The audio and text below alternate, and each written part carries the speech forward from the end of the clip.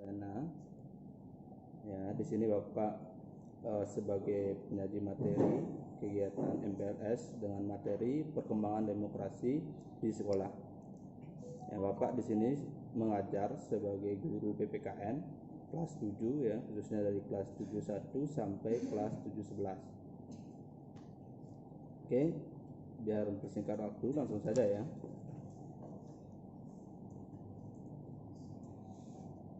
Oke. Perkembangan demokrasi di sekolah. Nah, kalau kita mendengar kata demokrasi ya, jadi kalian sudah barang tentu mengerti atau mengetahui apa sih demokrasi tersebut, anak-anak ya. Karena kalian dari SD sampai sekarang ya sudah pernah belajar mengenai demokrasi. Ya. Nah, kalau demokrasi itu berasal dari bahasa Yunani ya, yaitu dibagi menjadi dua kata, ada demos dan kratos ya. Kalau demos itu memiliki pengertian yaitu rakyat ya, sedangkan kratos itu artinya kekuasaan atau pemerintahan ya. Nah, bisa kalian lihat di sana di PowerPoint-nya. Nah, secara umum pengertian demokrasi itu ya adalah sistem pemerintahan dengan memberikan kesempatan kepada seluruh warga dalam pengambilan keputusan. Nah, dengar anak? Dengar ya? Oke, lanjut ya.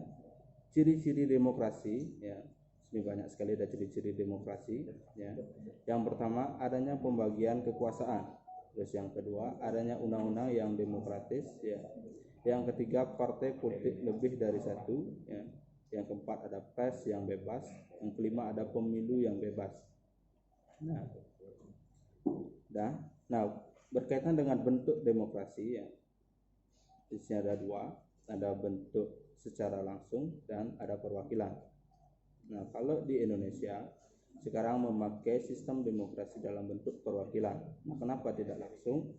Ya, karena kalau memakai demokrasi langsung itu diterapkan pada zaman kuno anak-anak ya, di mana pada zaman kerajaan ya, sistem pemilihannya itu dipilih langsung oleh rakyat. Kalau di zaman modern seperti sekarang menerapkan sistem demokrasi langsung itu tidak akan bagus ya, tidak efektif dan efisien ya.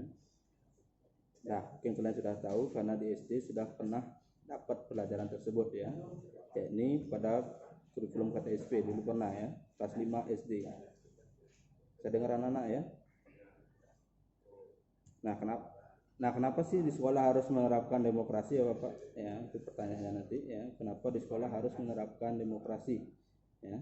Jadi sudah barang tentu ya, kita sebagai warga negara Indonesia ya wajib sekali yang mengetahui demokrasi itu apa ya. Karena demokrasi ini nanti berkaitan erat dengan prinsip dari dasar negara kita yaitu sila keempat, anak-anak ya. Tahu kalian itu ya. Oke. Demokrasi di sekolah itu dapat diartikan sebagai pelaksana seluruh kegiatan di sekolah ya, sesuai dengan nilai-nilai demokrasi, di mana mekanisme berdemokrasi ya, baik dalam politik ya, tidak sepenuhnya dengan mekanisme dalam pemimpinan lembaga pendidikan ya. Namun secara substansif ya, secara demokratis adalah membawa semangat demokrasi tersebut ke dalam perencanaan, pengelolaan, evaluasi, penyelenggaraan pendidikan di sekolah sesuai dengan nilai-nilai demokrasi Pancasila. Nah, terlalu cepat Bapak ya anak-anak ya. Ya. Nah, tujuan diadakannya demokrasi di sekolah ya, tujuan demokrasi di sekolah yaitu mendidik anak-anak ya, dengan mengantarkan anak-anak menuju ke fase kedewasaan ya, agar anak-anak mandiri ya secara psikologis maupun sosial ya, yaitu dengan menitik beratkan pada pengembangan keterampilan intelektual ya, keterampilan pribadi dan sosial. Nah, bagaimana sih pelaksanaan demokrasi di sekolah?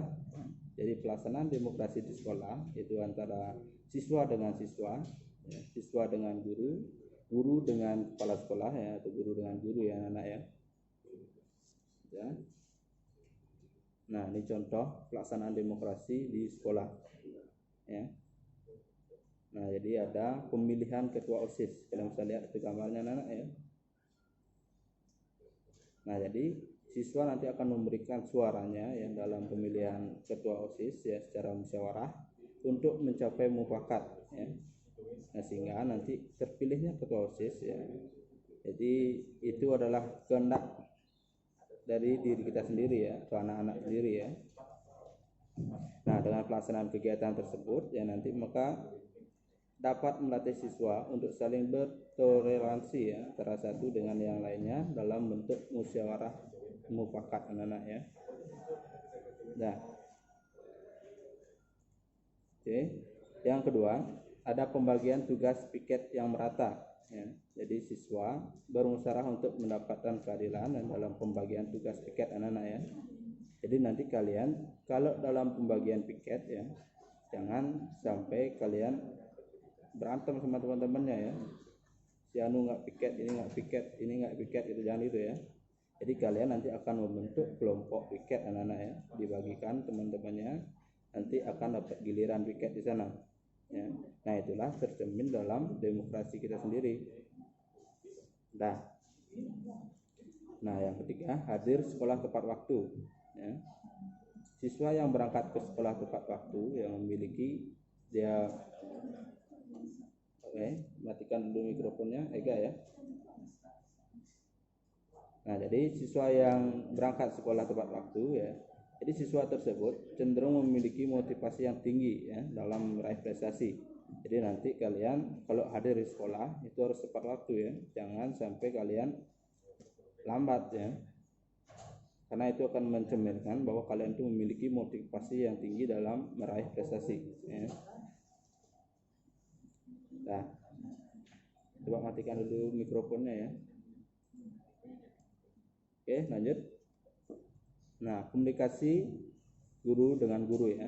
Nah, jadi proses pembelajaran ya, kalau berinteraksi guru dengan siswa, apalagi guru dengan siswa ya, itu terjadi secara intensif anak-anak ya.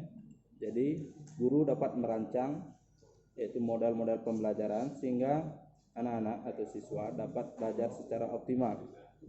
Nah, jadi guru nanti mempunyai peran ganda di sini ya, dan peran yang sangat strategis ya, kaitannya dengan kebutuhan siswa nanti ya. Nah, peran dimaksudkan adalah guru sebagai guru ya, guru sebagai orang tua, dan guru sebagai sejawat belajar. Nah, ini merupakan salah satu contoh terjadinya demokrasi atau perkembangan demokrasi di sekolah. Nah, selanjutnya siswa merupakan salah satu ya bagian vital dalam sekolah karena siswa turut serta dalam menyampaikan aspirasinya ya, dalam kegiatan musyawarah dengan pihak sekolah, yaitu membentuk kesepakatan nanti agar sekolah memenuhi tujuan dan target yang diharapkan siswa dengan guru maupun pihak terkait di dalamnya anak-anak ya. Jadi ini merupakan contoh yaitu memberi usulan yaitu siswa kepada pihak sekolah ya.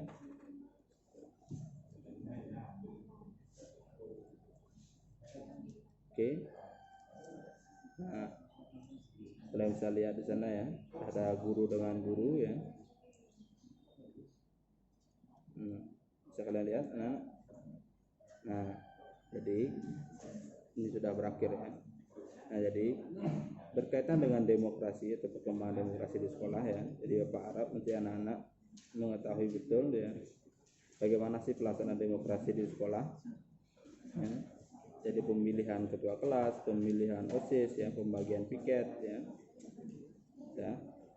Kalian bisa lihat sana ya.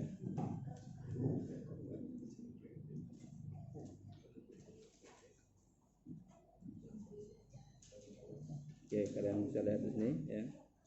Saya dengar suara Bapak kan ya. Ini merupakan salah satu contoh pelaksanaan demokrasi di sekolah.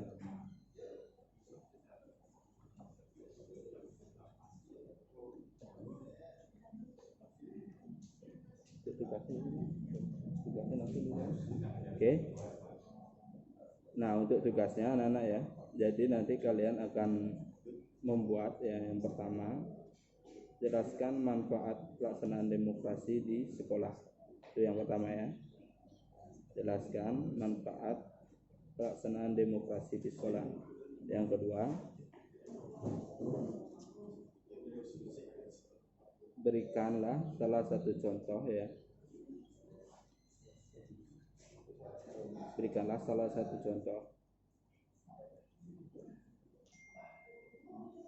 pelaksanaan demokrasi. Udah? Berikanlah salah satu contoh pelaksanaan demokrasi di sekolah. Nah, itu contohnya kalian akan membuat struktur kelas anak-anak ya. Jadi kalian akan tulis struktur kelas, siapa ketua kelas, ya, wakil, ya, sekretaris, bendahara. Nanti kalian akan foto, diupload di IG anak-anak ya.